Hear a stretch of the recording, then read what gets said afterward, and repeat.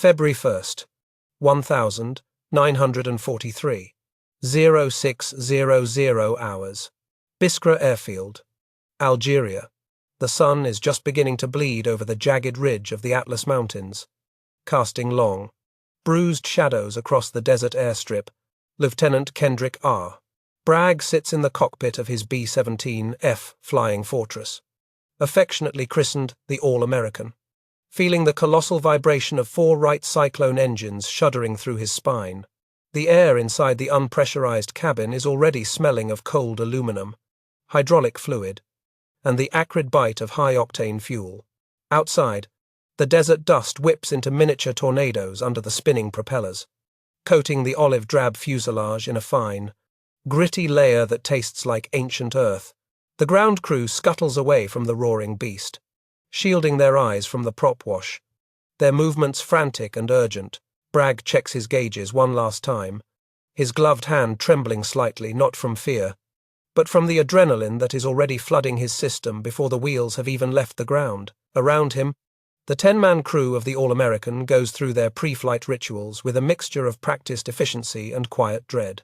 The navigator, Lieutenant Harry C. Newessel, is hunched over his charts in the nose, calculating wind drift and trying to ignore the gnawing pit in his stomach that comes before every mission. They are part of the 414th Bombardment Squadron of the 97th Bomb Group, a unit that has been hammering Axis supply lines across North Africa for months. Today is no different. Yet the tension on the tarmac is palpable, thick enough to choke on. The target is Tunis, a heavily defended hornet's nest of anti-aircraft guns and Luftwaffe fighter squadrons. Bragg pushes the throttle levers forward, and the 65,000-pound bomber lurches ahead, groaning under the weight of fuel and high explosives. The noise is deafening, a physical assault that drowns out the static crackling in the headsets and the beating of their own hearts.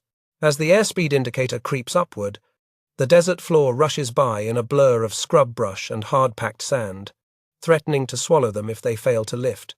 The wheels leave the ground with a reluctant shudder, and the All-American begins its slow, laboring climb into the thin, freezing air, joining the formation of bombers that looks like a swarm of angry, dark specks rising from the earth. The strategy for survival relies entirely on the defensive box formation, a complex geometric arrangement designed to maximize the overlapping fields of fire from the B-17's heavy machine guns. Bragg eases the All-American into its slot, his eyes constantly scanning the instruments and the wingtips of the neighboring aircraft. Flying in such close proximity requires nerves of steel and absolute precision, as a single moment of inattention could lead to a catastrophic mid-air collision before they even see the enemy. The sky is a brilliant, blinding blue, deceptively peaceful for the violence they are carrying in their bomb bays. At 20,000 feet, the temperature has plummeted to 30 degrees below zero, transforming the interior of the bomber into a flying meat locker. The crew is bundled in bulky shearling flying suits, electric heating elements wired into the fabric struggling to keep the frostbite at bay. Every breath forms a cloud of condensation that freezes instantly on the plexiglass, forcing the gunners to scrape their viewports clear with stiff, gloved hands. The oxygen masks clamp tight against their faces, the rubber smelling of stale sweat and rubber, delivering the thin stream of life that keeps hypoxia from rendering them unconscious in this hostile altitude. The flight to the target area is a long, grueling endurance test of boredom punctuated by sheer terror. Bragg and his co-pilot, G. Boyd Jr., communicate primarily through hand signals and brief intercom checks, conserving radio silence to avoid alerting the German listening posts.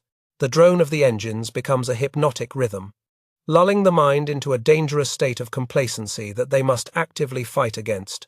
Each man is alone with his thoughts, wondering if this specific mission will be the one where their luck runs out, or if the flak will be light enough to let them return to the dusty tents of Biskra to drink bad coffee and write letters home. As the North African coastline comes into view, the deep blue of the Mediterranean Sea contrasts sharply with the arid brown of the land below.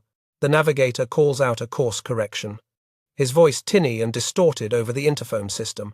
From the nose, the bombardier peers through the Norden bombsight, preparing to take control of the aircraft for the final run. This is the moment where the mission shifts from navigation to combat, and every muscle in Bragg's body tightens. They are entering the sphere of influence of the Luftwaffe, and the German fighter pilots are known for their aggressive, calculated tactics against the American formations. The B-17 Flying Fortress is a marvel of aeronautical durability, a machine built with the explicit purpose of absorbing punishment while delivering destruction. It bristles with 50 caliber Browning machine guns, sticking out like porcupine quills from the chin, the top turret, the ball turret underneath, the waist windows, and the tail. Each gun is capable of firing hundreds of rounds per minute, creating a cone of defensive fire that theoretically makes the formation impenetrable. However, the crew knows that theory often disintegrates in the chaos of combat. The aluminum skin is thin enough to punch through with a screwdriver, and the only real protection they have is the armor plate behind their seats and the sheer redundancy of the aircraft's systems. For the waist gunners standing in the open windows on the sides of the fuselage, the wind chill is lethal. They stand ready, scanning the vast emptiness of the sky for the telltale glint of sunlight on metal that indicates an approaching fighter. Their fingers hover near the triggers of their heavy guns, their boots crunching on the spent shell casings from previous test fires. The isolation is intense. Unlike the pilots who sit shoulder to shoulder, the gunners are islands in the sky, connected only by the thin wire of the intercom and the shared fate of the aircraft. They are the eyes of the fortress, the first line of defense against the predators hunting them. Below them, the landscape of Tunisia unfolds, a strategic chessboard where the armies of Rommel and Montgomery are locked in a death grip. The port facilities at Tunis and Bizerte are the veins feeding the German war machine, pumping supplies and reinforcements into the fight. The 97th Bomb Group has been tasked with severing these veins. It is a mission of high stakes, and the German High Command knows it. They have reinforced the air defenses around the ports with their best anti-aircraft batteries and their most experienced fighter wings, determined to make the Americans pay a blood price for every bomb dropped. As they approach the initial point, the location where they will turn to begin the bomb run, the formation tightens up. Bragg wrestles the yoke, fighting the turbulence created by the prop wash of the lead planes. The air is choppy, making it difficult to maintain the steady, level flight path required for accurate bombing. He glances at his instruments, checking oil pressure and cylinder head temperatures. The engines are running hot, straining against the thin air and the heavy load, but they are holding. The Flying Fortress was built for this abuse, designed to haul heavy loads over long distances and bring its crew back alive. The silence on the radio is suddenly broken by the crackle of the flight leader. Enemy fighters have been spotted at 3 o'clock high. Bragg cranes his neck, looking up into the blinding glare of the sun. At first, he sees nothing but the blue void and the contrails of his own squadron. Then, he spots them tiny, dark specks diving rapidly, growing larger with every heartbeat. They are Messerschmitt Bf 109 seconds, the sleek, deadly hunters of the Luftwaffe. The adrenaline spike is instantaneous, washing away the cold and the fatigue. The waiting is over. The gunners on the All-American come alive, swinging their turrets and guns to track the incoming bandits.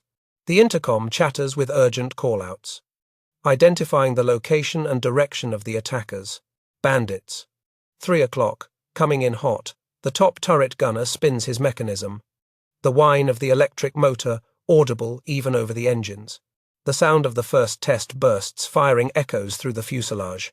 A deep, rhythmic thumping that vibrates the floorboards. The smell of cordite begins to drift through the plane, the scent of war replacing the smell of machinery. Bragg holds the plane steady, resisting the urge to take evasive action. To break formation now would be suicide, exposing the All-American to being picked off alone. He must trust his gunners to keep the fighters at bay while he focuses on keeping the plane level for the bombardier. The discipline required to fly straight into the teeth of an attack is unnatural, a violation of every survival instinct. But it is the only way the B-17 seconds can survive. The combat box relies on mutual support. If the formation breaks, they all die. As the German fighters close to firing range, the sky lights up with tracers. Streaks of light zip past the cockpit, some frighteningly close. The All-American shudders as the waist gunners open up, sending streams of hot lead back at the attackers. The duel has begun, They are miles above the earth, engaged in a high-speed dance of death where skill, technology, and luck will decide who returns to base and who falls burning to the desert floor. The target is just ahead, but the path to it is paved with flak and fire. The transition from the open sky to the target zone is marked not by a change in scenery, but by the sudden, terrifying blossoming of black smoke clouds all around the formation. The German anti-aircraft batteries on the ground have found their range, sending 88mm shells hurtling up into the flight path of the 97th Bomb Group. For Lieutenant Bragg and his crew, the war has shifted from a visual threat to a visceral, concussive reality that rattles the very teeth in their skulls. Each explosion sends jagged shards of hot steel tearing through the thin air, creating a lethal obstacle course that the heavy bombers must fly through with unwavering, suicidal straightness. Inside the plexiglass nose of the All-American, Bombardier Ralph Burbridge hunches over the Norden bomb site, his world narrowing down to the crosshairs of the optics. This is the most critical phase of the mission, known as the bomb run, where the aircraft must be flown level and steady to ensure accuracy. Burbridge takes control of the aircraft through the autopilot linkage, his hands making minute adjustments that steer the 65,000-pound beast. He is completely exposed in his glass cage, suspended over the hostile earth with nothing between him and the exploding flak shells but a thin layer of transparent plastic and his own concentration. The sound of flak is distinct and horrifying, differing greatly from the steady drone of the engines or the chatter of machine guns. It sounds like a giant hammer striking a metal drum, a dull, resonant whump that can be felt through the soles of the boots and the seat of the pants.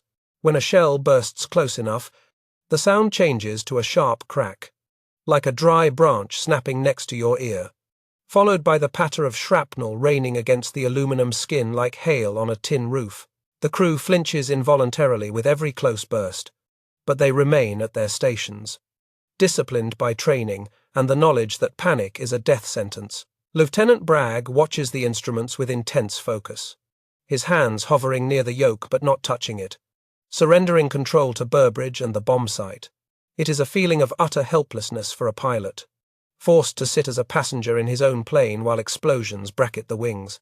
The air outside is turbulent, churned up by the concussive force of the barrage, causing the All-American to buck and sway. Every second stretches into an eternity as they crawl through the black forest of smoke, waiting for the signal that the payload has been released. Bomb bay doors opening. Burbridge's voice comes over the intercom, flat and professional, betraying none of the fear that grips every man on board.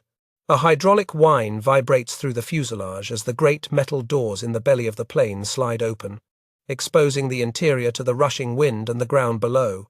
The drag increases instantly, slowing the plane slightly and altering its aerodynamics. The B-17 is now in its most vulnerable state, a slow-moving target with its soft underbelly exposed, locked on a predictable course that the German gunners on the ground are calculating with mathematical precision. Burbridge peers through the eyepiece, lining up the drift markers with the sprawling docks of the Tunis harbour below. The target is a blur of grey concrete and ships, tiny specks from 20-odd thousand feet, but the optics bring it into sharp clarity. He adjusts the knobs, inputting the airspeed and altitude, letting the analog computer inside the bomb site calculate the exact release point.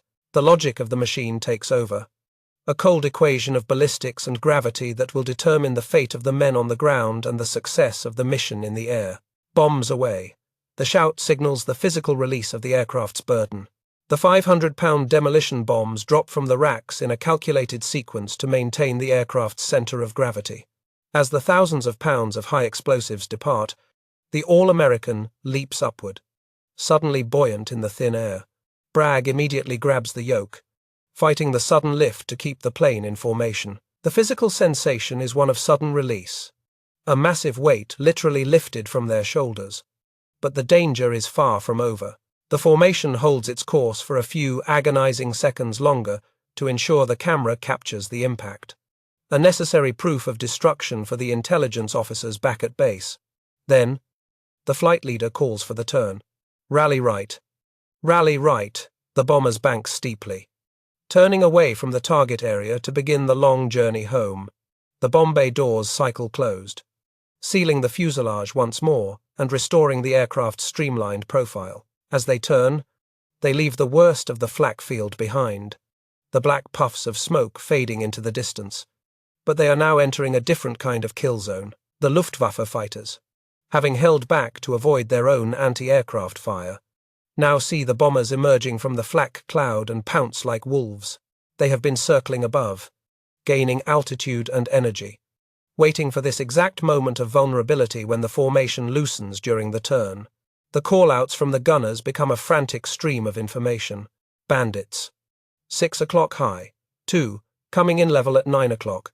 The sky, which had briefly been owned by the black smoke of flak, is now crisscrossed with the white smoke of tracer rounds and the swift, angular shapes of enemy interceptors. Inside the waist of the plane, the gunners are performing a chaotic ballet on a floor slickened by hydraulic leaks and spent casings. The wind whipping through the open windows is a hurricane-force gale, freezing their sweat instantly. They wrestle the heavy 50-caliber machine guns, tracking the fast-moving fighters that slash through the formation. The recoil of the guns batters their shoulders, and the noise is an overwhelming, rhythmic thumping that drowns out all thought. They are firing at fleeting shadows, trying to create a wall of lead that the German pilots will be afraid to fly through. In the tail of the All-American, Staff Sergeant Sam Sarpalus kneels in his cramped, lonely compartment, the most isolated man on the crew. He has the best view of the destruction they have left behind. Smoke rising from the Tunis docks, but his attention is locked on the sky to the rear. The tail gunner is the guardian of the blind spot, the one man who can stop an attacker from slipping in behind the formation to deliver a fatal burst. He grips the handles of his twin guns, his eyes scanning the vast blue dome, watching as the dots on the horizon grow wings and propellers. The German tactics are evolving, shifting from rear attacks to terrifying head-on passes. A flight of Messerschmitts swings around to the front, aligning themselves directly with the nose of the bomber formation. They know that the B-17 has less defensive firepower in the front, and a collision course offers the highest closing speed, giving the American gunners only a split second to react. Bragg sees the noses of the enemy planes light up with cannon fire, sparking flashes that look innocuous from a distance, but represent lethal 20mm shells hurling toward his cockpit. The closure rate is over 500 miles per hour. Bragg holds his nerve, keeping the plane steady so his top turret gunner and nose gunner have a stable platform to fire back. It is a game of chicken played with heavy machinery, a test of who will flinch first. The enemy fighters grow larger in the windshield, filling the view until Bragg can see the painted markings on their fuselages. At the last possible second, the Germans break off, diving under the formation or rolling away, their wake turbulence rocking the heavy bombers. The smell inside the All-American is now a noxious cocktail of cordite, fear sweat, and high-octane exhaust. The crew is operating on pure instinct, their movements drilled into them by months of training. But the intensity of this attack is unlike anything they have faced before. They have dropped their bombs, but the price of admission is now being collected. The fighters are swarming, buzzing around the formation like angry hornets, probing for a weak link, a straggler, or a moment of hesitation. As the formation levels out for the flight back to Algeria, the intensity of the attack seems to increase rather than diminish. The German pilots are aggressive, persistent, and skilled. They are not just trying to disrupt the bombing run anymore, they are trying to exterminate the squadron. Lieutenant Bragg wipes a layer of frost from his instrument panel, his eyes darting between the gauges and the sky. The All-American is still whole, her engines humming a defiant song. But the long flight home has only just begun, and the hunters are hungry. The complexion of the battle shifts dramatically as a new squadron of enemy fighters joins the fray, their arrival marked by the bright, sickening flash of yellow paint on their engine cowlings. These are the Yellow Noses, the elite pilots of WWII, 53, veterans who have cut their teeth in the skies over the Eastern Front and the English Channel. Unlike the previous attackers who made tentative slashing passes, these aviators fly with a terrifying, predatory precision that sends a chill through the crew of the All-American. They do not spray bullets hoping for a lucky hit. They dissect the formation, isolating individual bombers and coordinating their attacks to overwhelm the defensive gunners. From the cockpit, Lieutenant Bragg watches with a dry mouth as the German tactics evolve in real time. The enemy pilots have realized that the B-17F has a fatal blind spot, the frontal arc. While the fortress bristles with guns to the rear and sides, its nose armament is relatively light, consisting only of cheek-mounted machine guns that have a limited range of motion. The Luftwaffe pilots exploit this ruthlessly, swinging wide to the front of the American formation and turning back inward, lining up directly with the cockpits of the bombers. It is a game of psychological chicken, forcing the bomber pilots to fly straight into a hail of oncoming 20mm cannon shells. In the top turret, Technical Sergeant Joe C. James spins his twin 50 calibers, the electric motor of the turret whining in protest as he tries to track the fast-moving targets. The vibration in the fuselage is intense, a constant shuddering that rattles the fillings in their teeth. James is the first line of defense against these frontal assaults, firing over the top of the cockpit, his empty shell casings raining down onto the shoulders of Bragg and Boyd below.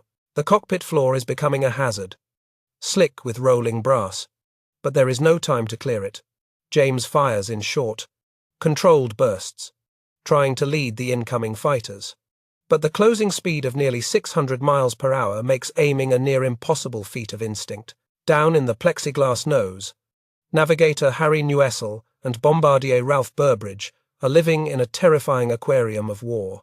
They are suspended in the very front of the aircraft, with nothing but transparency between them and the enemy. As the Messerschmitts dive in, the nose crew can see the muzzle flashes of the German cannons sparkling like strobe lights. They fire back with the cheek guns, the heavy recoil shaking the entire nose section, filling the small compartment with choking white smoke. Burbridge yells out positions, his voice cracking over the intercom. But the roar of the slipstream and the guns drowns out half the communication. They are fighting for their lives in a glass cage that offers zero ballistic protection. The attacks are relentless. A Bf-109 screams past the right wing, so close that the waist gunners can see the pilot's leather flight helmet and the oil streaks on the fighter's fuselage. The German plane rolls inverted, diving away toward the desert floor before pulling up for another run. The All-American shudders as bullets impact the aluminum skin, the sound like a handful of gravel thrown hard against a metal shed. Bragg scans the instruments frantically. Oil pressure is fluctuating on the No. 3 engine, and there are holes appearing in the right wing, sunlight streaming through the ragged tears in the metal. Beneath the bomber, in the claustrophobic sphere of the ball turret, Staff Sergeant Elton Conder is curled into a fetal position, suspended in the void. He spins his turret, tracking the fighters as they dive beneath the formation to rake the soft underbellies of the B-17 seconds. From his vantage point, the war looks different, an inverted chaos where the fighters appear to fall upward. He fires at the grey bellies of the Messerschmitts as they zoom past, his tracer rounds chasing them but falling short. The isolation in the ball turret is absolute. If the plane goes down, he is the hardest man to evacuate, trapped in a metal bubble that requires the turret to be perfectly aligned just to open the door. To the rear, the waist gunners are engaged in a brutal physical struggle.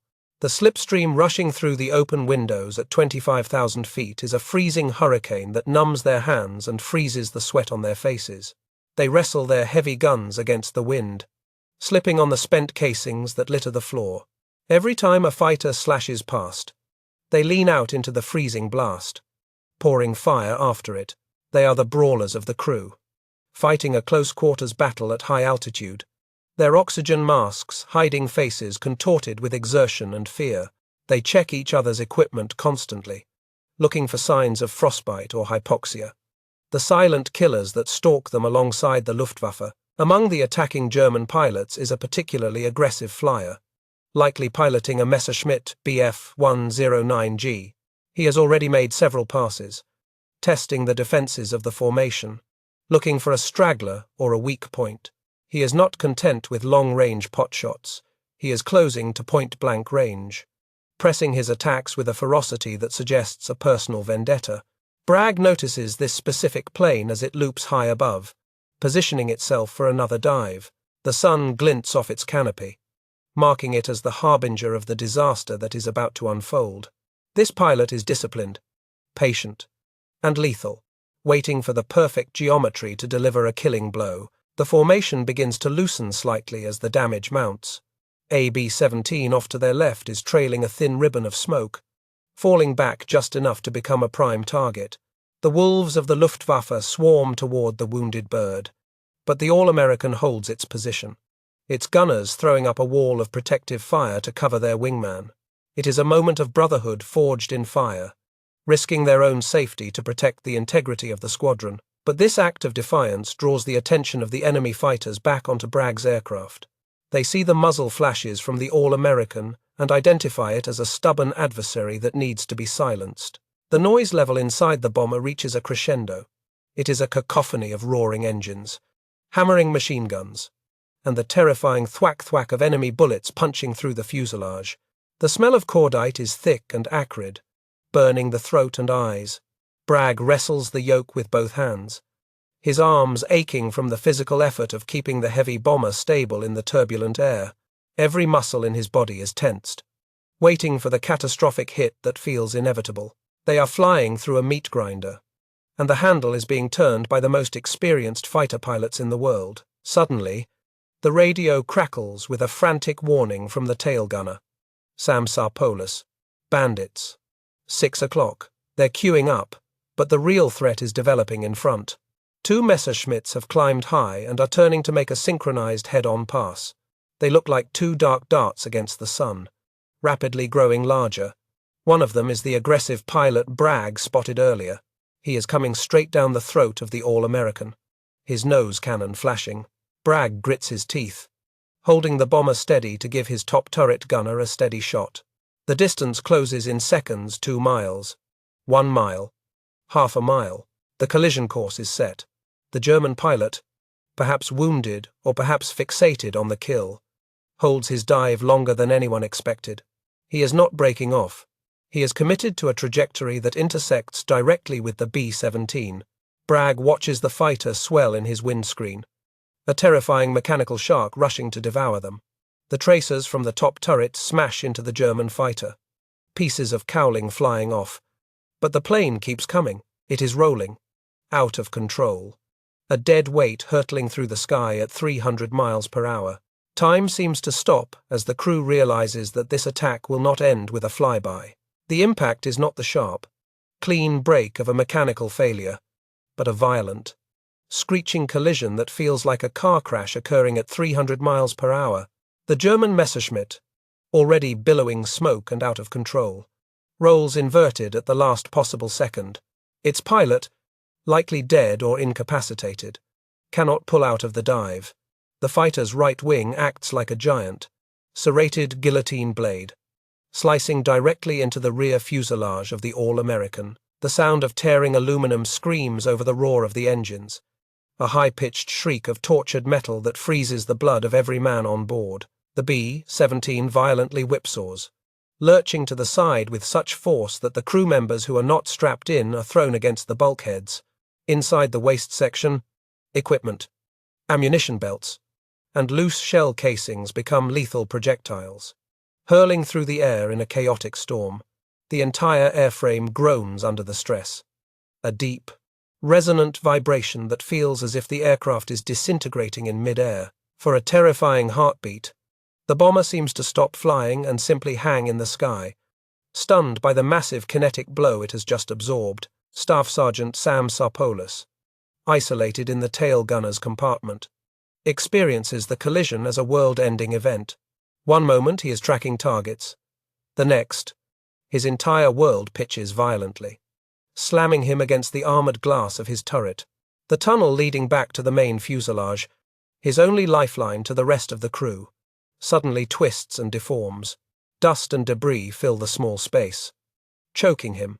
He scrambles to regain his bearings, his heart hammering against his ribs, only to look forward and see daylight where the fuselage of the plane should be. The damage inflicted by the German fighter is catastrophic, defying the laws of physics and aerodynamics. The enemy wings slice nearly all the way through the tail section, severing the left horizontal stabilizer completely and tearing away a massive chunk of the vertical fin. The top of the fuselage is gone, leaving a gaping, jagged hole open to the freezing slipstream. The side plating has been peeled back like the skin of an orange, exposing the skeleton of the aircraft. The structural integrity of the bomber has been reduced to a terrifyingly fragile state. In the cockpit, Lieutenant Bragg and co-pilot Boyd are wrestling with a machine that no longer wants to fly. The controls have gone mushy and unresponsive, the yoke vibrating violently in their hands. The aircraft wants to pitch up and roll over, its center of gravity radically shifted by the impact and the loss of the stabilizer. Bragg screams over the intercom for a damage report, but the lines to the rear of the plane are dead, severed by the collision. He has no way of knowing if his tail gunner is alive, or if the tail section is even still attached. The German fighter, having delivered its fatal blow, disintegrates into a cloud of debris behind them. Its wing, sheared off by the impact, tumbles away into the Tunisian desert, taking parts of the All-American with it. The fuselage of the Messerschmitt spins wildly toward the earth, trailing fire and smoke, a tomb for its pilot. The collision was a split-second event, but its consequences are etched permanently into the airframe of the bomber. The sky around them is suddenly empty of fighters, as if even the Luftwaffe pilots are paused in shock at the violence of the impact. Back in the waist, the gunners pick themselves up from the floor. Bruising and battered, they look toward the rear of the plane and gasp in collective horror. The tail section is swaying independently of the main fuselage, twisting and oscillating with the wind. It is held on by nothing more than a few twisted strips of aluminum and the narrow catwalk at the bottom of the plane. The sturdy, four-walled tunnel of the B-17 has been reduced to a precarious bridge over an abyss. Through the gaping hole, they can see the ground far below, rushing past in a dizzying blur. The reality of the situation is grimly apparent. The tail is hanging by a literal thread. The upper longerons, the main structural beams running the length of the aircraft, are completely severed. The side skin is gone. The only thing keeping the tail, and Sergeant Sarpolis, attached to the rest of the plane is a flimsy section of the lower fuselage frame. Every time the plane hits a patch of turbulence, the tail wags ominously, the metal groaning as it flexes. It looks as though a stiff breeze would be enough to finish the job and send the tail plummeting. Navigator Harry Nuessel crawls back from the nose to assess the situation, his face pale as he peers through the bomb bay and into the waist. He signals to the waist gunners, trying to establish if Sarpolis is still alive. From the shattered rear, a thumbs up emerges, a surreal gesture of survival amidst the wreckage. Sarpolis is trapped in the severed tail, unable to crawl forward across the gap because his weight might be the final straw that snaps the remaining metal. He is a castaway on a desert island of aluminum, drifting 20,000 feet above the ground. The aerodynamic balance of the plane is completely wrecked, with the left stabilizer gone and the tail twisting. The All-American wants to fly in circles. Bragg has to apply almost full opposite rudder and aileron just to keep the wings level. His arms burn with the effort, the muscles trembling as he fights the slipstream that is trying to tear the plane apart. He reduces airspeed carefully, knowing that flying too fast could rip the tail off, but flying too slow would cause them to stall and spin into oblivion. He is walking a razor's edge of physics. The formation continues ahead. The other B-17 seconds unaware of the severity of the damage to the All-American. Bragg realizes they cannot keep up. To maintain formation, speed would stress the airframe to the breaking point. He makes the difficult decision to drop out of the protective box, throttling back the engines. As the other bombers pull away, the All-American is left alone in the vast, hostile sky. They are a wounded gazelle separated from the herd, the most vulnerable target imaginable for any lingering predators. Inside the crippled fuselage, the wind noise is deafening. The slipstream roars through the giant gash, creating a vortex of freezing air that sucks the heat out of the plane instantly. Maps, loose papers, and debris swirl in the chaotic currents. The crew huddles in their positions, paralyzed by the sight of the swaying tail. They watch the metal flex, waiting for the inevitable snap. Every bump in the air feels like a sledgehammer blow to the weakened structure. They are not flying anymore. They are barely surviving a controlled fall. Bragg calls for the crew to throw out everything that isn't bolted down to lighten the load. Dump it all, ammo, guns, everything. The waist gunners scramble to detach their heavy 50 caliber machine guns, heaving them out the windows. Boxes of ammunition, flak jackets, and the Norden bomb sight, technically a top-secret piece of equipment, are jettisoned into the void. Every pound shed is a pound less strain on the fractured spine of the aircraft. They are stripping the All-American to its bones, sacrificing firepower for a fraction more lift. As the weight drops, the plane responds sluggishly, feeling slightly more responsive but still critically unstable. Bragg tests the controls gently, feeling the shudder run through the yoke. He knows that he cannot make any sudden movements. A sharp turn, a steep dive, or a hard landing will almost certainly snap the tail off. He has to fly the plane with the touch of a surgeon, anticipating the air currents rather than reacting to them. It is a test of airmanship that goes beyond training manuals and into the realm of pure intuition. They are still deep over enemy territory, miles from the safety of the Allied lines in Algeria. The journey home is a marathon of terror, with the constant threat of enemy fighters returning to finish them off. But for now, their greatest enemy is gravity and the structural limits of aluminum. The All-American is a broken bird, limping across the sky, fueled by high-octane gas and the sheer refusal of its crew to die. The miracle is not that they survived the collision. The miracle is that they are still in the air at all. As the main formation of the 97th Bomb Group shrinks into the distance, becoming nothing more than a cluster of dark specks against the northern horizon, a profound sense of isolation descends upon the crew of the All-American. They are no longer part of a powerful combat box, a mutual defense network of overlapping fire. They are a singular, broken entity drifting through a hostile sky. The roar of the engines seems louder now, amplified by the terror of their solitude and the gaping acoustic wound in the fuselage. The wind whistling through the torn metal sounds like a mournful shriek, a constant reminder that they are violating the laws of aerodynamics with every second they remain airborne. Lieutenant Bragg scans the empty sky, his neck craning painfully against the collar of his flight jacket, waiting for the inevitable coup de grace. It defies all logic that the Luftwaffe would let a crippled bomber escape.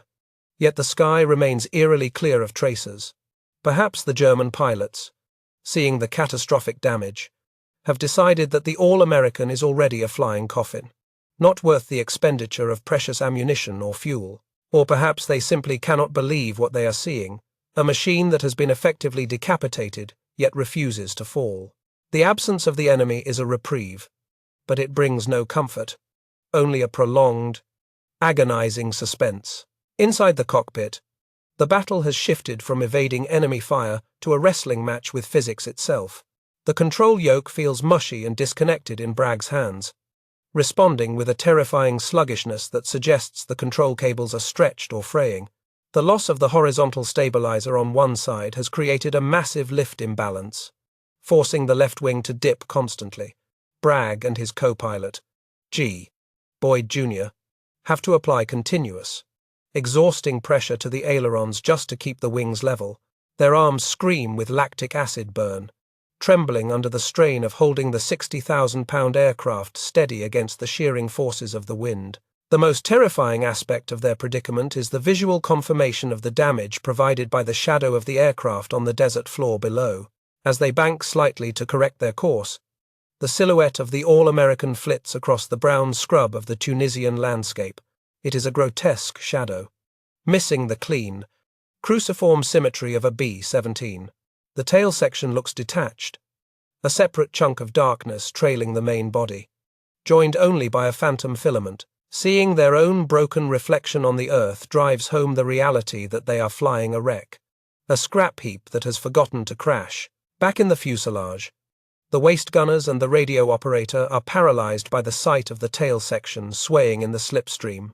The movement is not a gentle vibration, it is a sickening, pendulous swing, oscillating several feet to the left and right. With every swing, the torn edges of the aluminum skin grind together, emitting a screeching sound that sets their teeth on edge. They watch the longerons, the structural spine of the aircraft, flexing and bowing. It looks less like a rigid airframe and more like a disjointed marionette held together by wire and hope.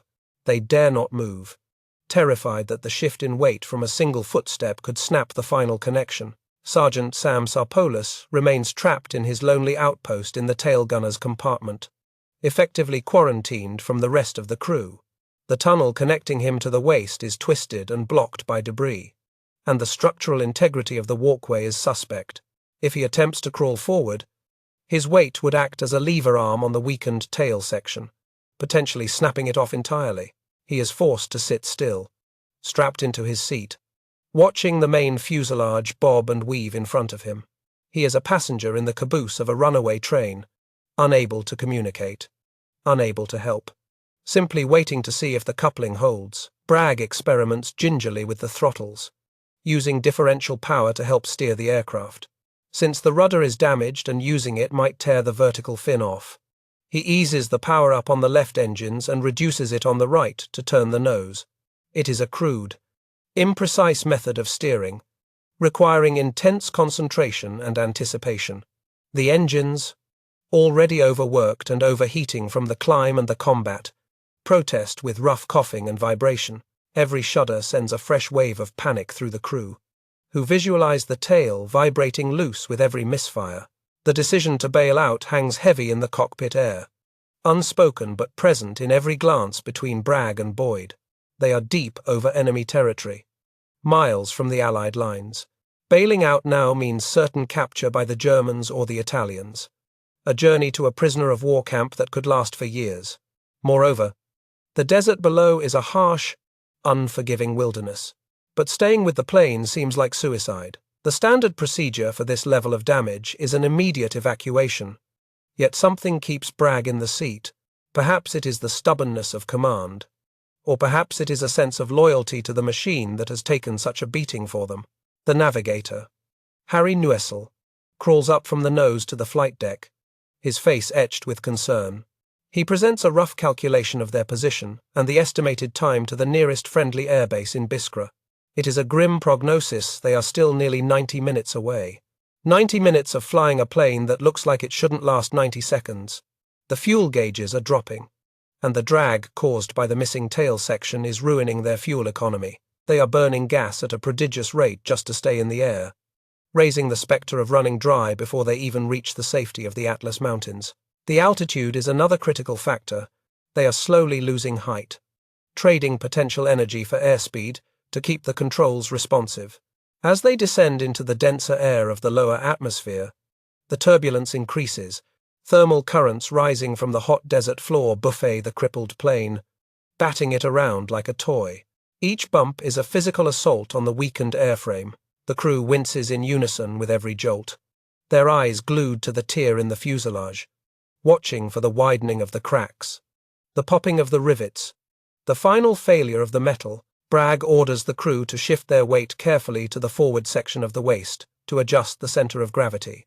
It is a delicate operation, requiring the men to move with the slow, deliberate grace of tightrope walkers. They unbuckle their parachutes to shed bulk and crawl along the floorboards, avoiding the sides of the fuselage where the skin is peeled back. As they huddle together near the radio room bulkhead, the aircraft's nose drops slightly, feeling a fraction more stable. They are using their own bodies as ballast, human weights in a desperate equation of balance. The psychological toll of the flight is immense. The adrenaline of combat has faded, replaced by a cold, gnawing dread. There is no enemy to shoot at, no action to take, only the passive endurance of the impossible. The cold at this altitude is biting, seeping through their flight suits, numbing their fingers and toes. The wind rushing through the fuselage screams a constant, monophonic note of disaster. They are trapped in a freezing, noisy purgatory, suspended between the heaven of the base and the hell of a crash landing. Through the gaps in the floor, the terrain changes from the flat coastal plains to the rugged, jagged foothills of the mountains. This presents a new danger. They must clear the peaks to reach the sanctuary of Algeria. Bragg watches the altimeter unwind 15,000 feet. 14,000, 13,000. He needs to maintain enough altitude to clear the ridges. But the plane refuses to climb. If they pull back on the yoke to climb, the tail dips and threatens to stall. They are forced to thread the needle, finding passes and valleys, flying through the geography rather than over it. Suddenly, the intercom crackles with a voice from the waist. "Skipper." The crack is getting bigger. Bragg's heart hammers against his ribs. He cannot look back. He has to trust his crew. The tear in the fuselage is reportedly widening, the metal stretching under the load. It is a race against material fatigue. The aluminum alloy is strong, but it has a limit, and they are pushing it to the breaking point. Bragg eases the throttles back slightly, trying to reduce the vibration, praying that the reduction in speed won't cause them to fall out of the sky.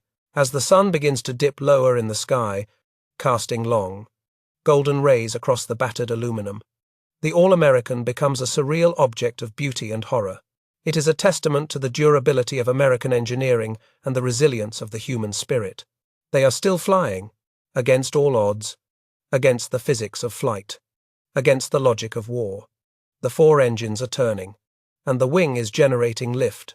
But the hardest part is yet to come. They have to land this broken thing, and the runway at Biskra is still a lifetime away. The journey back to Biskra airfield transforms into a surreal suspension of time, where 90 minutes stretches into an eternity of agonizing tension.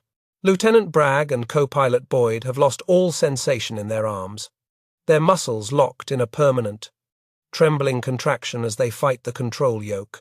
The All-American is no longer flying in the traditional sense. It is being bullied through the air, forced to maintain a trajectory that its shattered geometry frantically tries to reject. Every gust of wind that buffets the nose sends a whiplash ripple down the fuselage, culminating in the terrifying, rhythmic swaying of the severed tail section that acts like a pendulum of doom behind them. As they cross the ridge of the Atlas Mountains, the air currents become treacherous, the updrafts and downdrafts playing havoc with the compromised stability of the bomber. Bragg watches the horizon tilt and sway, his eyes burning from the strain of intense concentration. He dares not look back at the damage, for to see the tail hanging by those few twisted strips of metal might break his resolve. He focuses entirely on the artificial horizon and the airspeed indicator, maintaining a precarious velocity that is fast enough to generate lift over the damaged wings, but slow enough to prevent the slipstream from ripping the tail off completely. Suddenly, a shadow flickers across the cockpit, causing both pilots to flinch. A single P-51 Mustang, bearing the markings of an Allied reconnaissance unit, slides into formation off their right wing. The fighter pilot has been sent up to investigate the straggler, likely expecting to find a plane with engine trouble. Instead, he sees a ghost. The fighter slows down, matching the bomber's sluggish pace, and drifts closer to inspect the damage. Through the plexiglass canopy, Bragg can see the fighter pilot's head swivel, his jaw literally dropping as he takes in the sight of the missing fuselage and the hanging tail. The fighter pilot does not radio them. Perhaps he is too stunned. Or perhaps he knows that words are useless in the face of such catastrophe. Instead, he unslings a camera and snaps a photograph, the image that will later become one of the most famous of the war, proving to the world that this impossible flight actually happened. He then offers a slow, solemn salute, a gesture of profound respect from one aviator to another, before peeling away. To the crew of the All-American, that salute is both a blessing and a grim benediction, an acknowledgement that they are flying on borrowed time and divine intervention. Inside the fuselage, the debate over bailing out has been settled by the cruel physics of their situation. Bragg has calculated that the sudden shift in weight caused by men jumping out of the side hatches would almost certainly upset the delicate balance of the aircraft. Furthermore, the turbulence created by opening the escape hatches might be the final straw that snaps the tail. They are trapped in a metallic pact. They must land the plane together, or they will die together. The crew accepts this with a stoic fatalism, returning to their crash positions and bracing themselves against the bulkheads, their parachutes lying uselessly on the deck. For Staff Sergeant Sam Sarpolis, the isolation in the tail is absolute and terrifying. He is riding in the detached caboose of a runaway train, watching the gap between him and the rest of the plane widen and close with the vibration. He can see the desert floor rushing by through the tears in the metal, a constant reminder of the gravity that is trying to claim him. He knows that if the tail goes, he goes with it, tumbling in a metal coffin with no way to escape.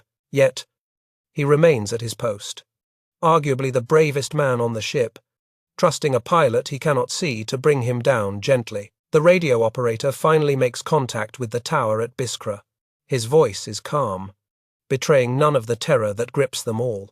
"Hello, tower. This is All-American. We are coming in heavy. Heavy damage. Requesting emergency clearance. The tower controller, accustomed to the exaggerated claims of excited aircrews, asks for a damage report.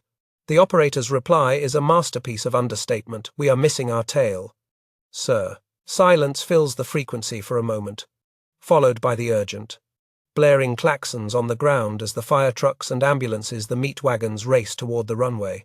As the airfield comes into view, it looks like a postage stamp of safety in a vast sea of brown hostility. Bragg begins the descent, a maneuver that requires nerves of steel. He cannot bank the plane steeply to line up with the runway, as the lack of a horizontal stabilizer means he has almost no elevator control in a turn.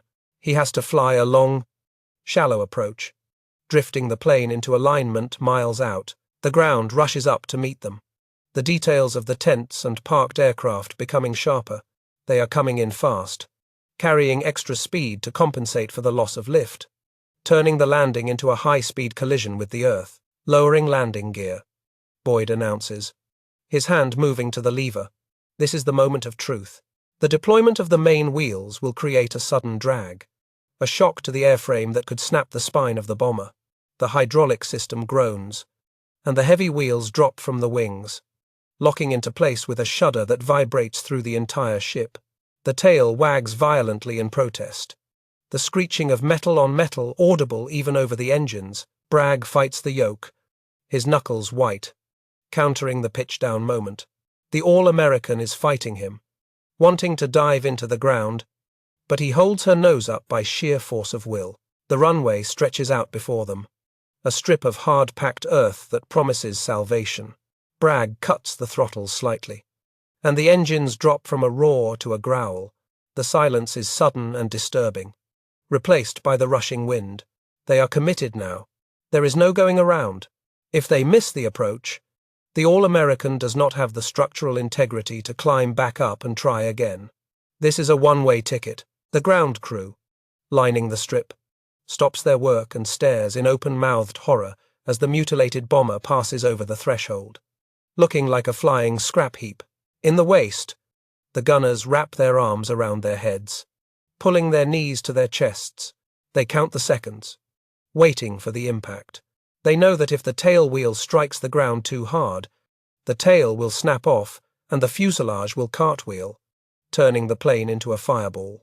They are placing their lives in the hands of Bragg's depth perception and the durability of Boeing aluminum. The smell of fear is thick in the compartment, mixed with the scent of unburnt fuel and the desert dust that is now swirling inside the plane. Bragg holds the plane off the ground as long as possible, bleeding off speed, trying to settle her down as gently as a feather. The ground blurs beneath the wings at 120 miles per hour. He feels the ground effect cushion the wings. A momentary buoyancy before the inevitable gravity takes hold. He eases the yoke back, trying to flare the landing. But the controls are mushy and unresponsive. The tail is heavy, dragging the center of gravity backward. He whispers a silent prayer, not for himself, but for the machine that has carried them this far. The wheels kiss the earth. It is not a smooth touchdown, but a jarring slam that rattles the teeth. The All-American bounces once, heavily, and then settles onto its main gear. But the danger is not over. As the tail comes down, the lack of structural connection becomes critical.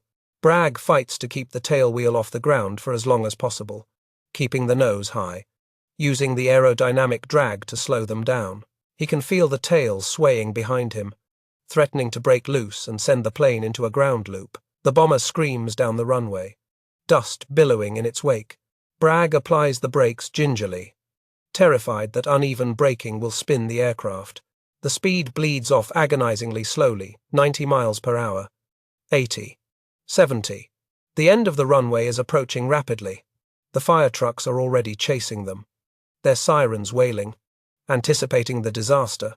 The crew holds their breath, their bodies tensed for the snap of the fuselage or the fire that often follows a crash landing. They are passengers on a runaway train that is finally running out of steam. Finally, the tail wheel settles onto the dirt. There is a sickening crunch of metal, a groan from the airframe, but it holds. The All-American slows to a halt, the propellers spinning down to a stop, the engines coughing into silence. For a moment, There is absolute stillness inside the aircraft, a silence so profound it rings in their ears. They are on the ground. They are alive. The only sound is the ticking of the cooling metal and the distant sirens of the approaching rescue vehicles. As the propellers of the All-American finally shudder to a halt, a deafening silence descends upon the desert airfield, heavier and more profound than the roar of the engines ever was. The dust cloud kicked up by the rough landing slowly settles around the battered fuselage, coating the torn aluminum in a fine layer of North African grit. Inside the cockpit, Lieutenant Kendrick Bragg and co-pilot Boyd sit slumped in their seats, their hands still gripping the yoke with white-knuckled intensity, their muscles locked in a spasm of adrenaline. They are too exhausted to move, too stunned to speak, staring out through the dusty plexiglass at the fire trucks and ambulances racing toward them across the tarmac. The waist door kicks open, and the crew begins to spill out onto the hard-packed earth, their movements stiff and uncoordinated.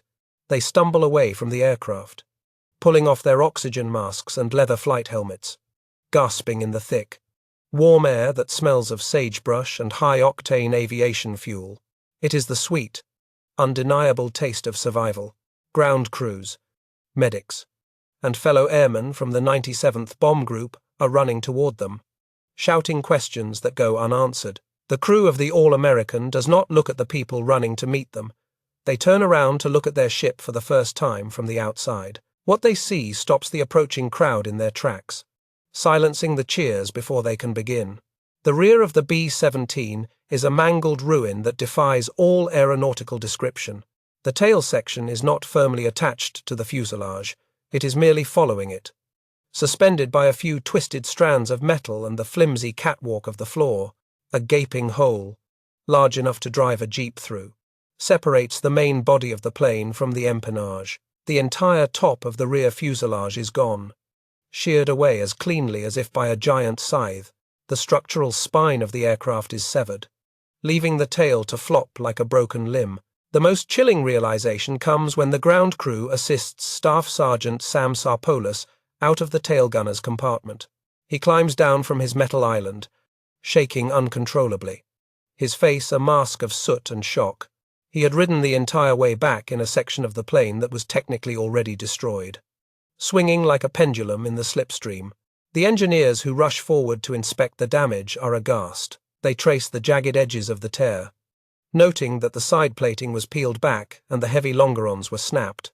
The only thing that had kept the tail from falling off was a single strip of aluminum on the bottom right and the durability of the control cables. As the initial shock wears off, the reality of the miracle begins to set in.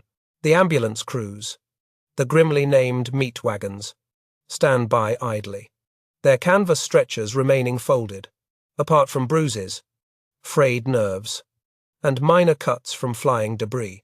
Every single man on the All-American has returned without serious injury. Cigarettes are lit with trembling hands, the smoke curling up into the still air, mingling with the steam rising from the cooling engines. The men touch the side of the plane with a reverence usually reserved for religious artifacts.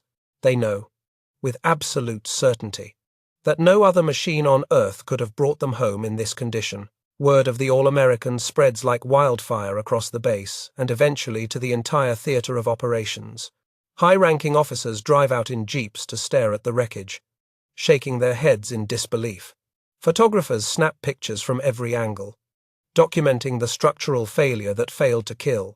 These images will be sent back to the United States, to the Boeing plant in Seattle, where they will be circulated among the factory workers. For the women and men building these bombers, the All-American becomes a symbol of why their work matters, proof that their rivets and welds are saving American lives. The technical analysis conducted in the days following the landing reveals the genius of the B-17's design. The aircraft utilizes a semi-monocoque construction, where the skin of the plane shares the load with the internal frame. This redundancy meant that even when the main structural beams were severed, the remaining skin and the complex latticework of ribs could redistribute the stress. The All-American had flown thanks to a combination of this over-engineering and the specific aerodynamics of the airflow, which had pinned the tail against the fuselage during the high-speed flight, acting like an invisible hand holding the plane together. However, the All-American has flown her last mission. The damage is far too extensive to repair in the field, and the structural integrity of the airframe is permanently compromised. The mechanics begin the solemn task of salvaging usable parts engines, instruments, guns, and radios to keep other B-17 seconds in the fight. The fuselage is towed to a scrapyard on the edge of the base, a broken warrior put out to pasture. It is a melancholy end for such a valiant ship, but in the brutal economy of war, she has served her ultimate purpose. She brought her crew back to fight another day. The legacy of the flight extends far beyond the scrapyard in Algeria. The story of the All-American becomes a potent piece of morale-boosting propaganda for the United States Army Air Forces. It reinforces the legend of the Flying Fortress as an indestructible sky tank. For new crews arriving in Europe and North Africa, terrified of the flak and the fighters, the photo of that hanging tail provides a glimmer of hope. It tells them that even when the worst happens, even when the enemy strikes a fatal blow, there is still a chance to make it home if they keep flying the airplane. For Lieutenant Bragg and his crew, the war does not end on that runway. After a brief respite to recover their nerves, they are returned to flight duty. They climb into new B-17 seconds, taking off again into the hostile skies over Tunis, Sicily, and Italy.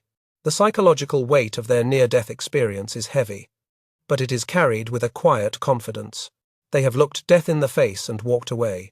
They fly with the knowledge that the machine wrapped around them is built to take punishment, a trust forged in the cold wind that howled through their broken fuselage. The incident also serves as a grim testament to the ferocity of the air war in 1943. The German pilot who rammed them paid the ultimate price, his life extinguished in a split second of violence. It highlights the desperate nature of the Luftwaffe's defense, where pilots were willing to risk mid-air collisions to stop the bomber streams. It was a clash of wills as much as machines, the fanaticism of the fighter pilot against the stubborn durability of the bomber crew. In this specific duel, the American engineering and the crew's airmanship won the day, proving that survival is often a matter of grit. In the decades following World War II, the image of the All-American with its tail hanging by a thread has become iconic. It appears in history books, documentaries, and aviation museums around the world. It is frequently cited by engineers as the ultimate example of damage tolerance and fail-safe design. The B-17 is remembered not just for the bombs it dropped, but for the punishment it could absorb.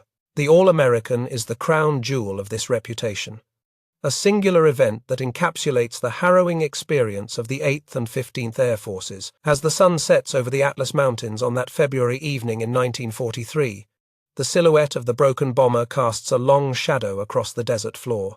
The wind whistles softly through the jagged tear in the metal, singing a dirge for the machine but a hymn of praise for the men. The war will drag on for 2 more bloody years. Many more planes will fall, and many more good men will not return. But on this day, on this dusty strip of land in Algeria, death was cheated by 10 men and a broken airplane. The story of the All-American remains a powerful narrative of survival against impossible odds. It reminds us that in the mechanized slaughter of total war, there are moments where the human spirit and the machines they build achieve something miraculous. It was not magic that brought Lieutenant Bragg and his crew home.